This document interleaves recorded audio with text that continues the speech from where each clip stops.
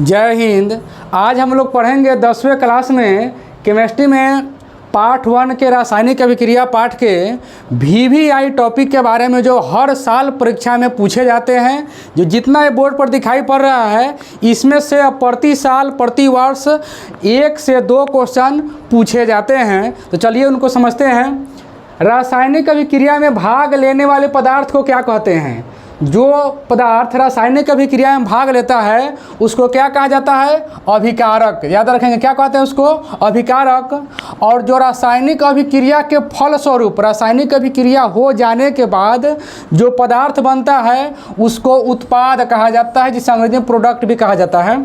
तो रासायनिक अभिक्रिया जब हो जाएगा, रिएक्शन जब हो जाएगा और उसके बाद कोई नया पदार्थ बनेगा, उसको क्या बोलेंगे? उत्पाद बोलेंगे। जैसे हाइड्रोजन और ऑक्सीजन मिल करके जल करके, हाइड्रोजन और ऑक्सीजन मिल करके जल बनाता है, तो यहाँ जल जो हो गया सो उत्पाद हो गया, और हाइड्रोजन और ऑक्सीजन जो हो गया सो इसका अभिकारक हो गया कि हाइड्रोजन और ऑक्सीजन मिला तब जा कर के जल बना है। तो नया पदार्थ जो बनेगा सो उत्पाद, और जो मिलकर बनेगा मिलेगा तो अभिकारक।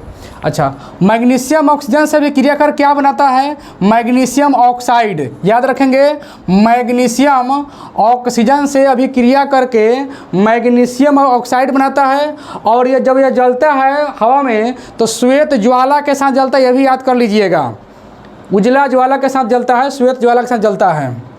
संगमरमर का रासायनिक सूत्र, संगमरमर का रासायनिक सूत्र होता है कैल्शियम कार्बोनेट, यानी CaCO3। संगमरमर का रासायनिक सूत्र CaCO3, जिसका रासायनिक नाम कैल्शियम कार्बोनेट होता है। इसका रासायनिक नाम कैल्शियम कार्बोनेट। परीक्षा में यही पूछ सकता है कि कैल्शियम कार्बोनेट का सूत्र, तो CaCO3। संगमरमर का रासायनिक सूत्र CaCO3। इसे कई बार परीक्षा में रिपीट किया जा चुका है, इसको देख लेंगे।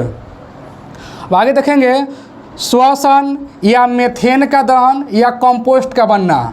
श्वसन जो है वो किस प्रकार की अभिक्रिया है?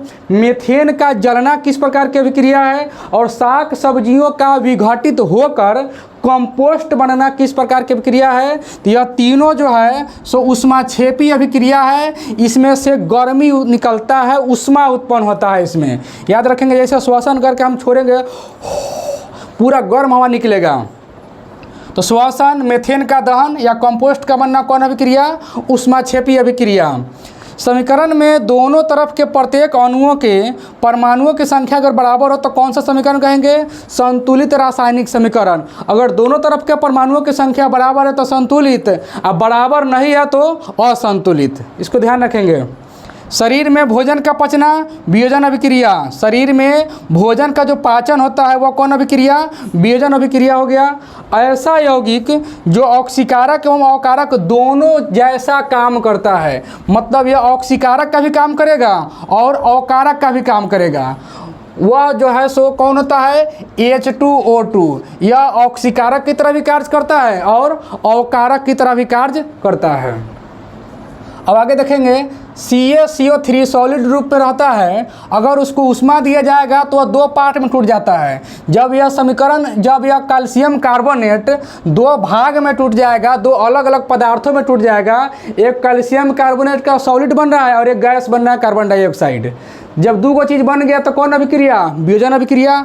संयोजन अभिक्रिया में 2 या 2 से अधिक पदार्थ मिलकर के एक नया पदार्थ बनता है, जबकि वियोजन अभिक्रिया में एक पदार्थ टूट करके 2 या 2 से अधिक बनता है, तो कौन अभिक्रिया? वियोजन।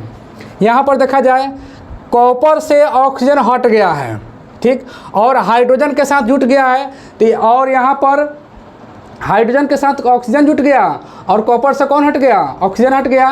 तो ये कौन अभिक्रिया? रेडॉक्स अभिक्रिया। इसको याद रख लेंगे, इसमें दोनों काम हो रहा है, इसलिए कौन अभिक्रिया है? रेडॉक्स अभिक्रिया। इसको देखेंगे, कैल्शियम ऑक्साइड और जल दोनों मिलकर के बनाया कैल्शियम ऑक्सीहाइड, दोनों कैल्शियम ऑक्साइड और H2 यानी जल दोनों मिलकर के बनाया CaOH का होल 2, और यह कौन अभिक्रिया हो गया? संयोजन अभिक्रिया। चूँकि यहाँ 2 पदार्थ मिलकर के एक नया पदार्थ बना रहा है तो कौन अभिक्रिया? संयोजन अभिक्रिया।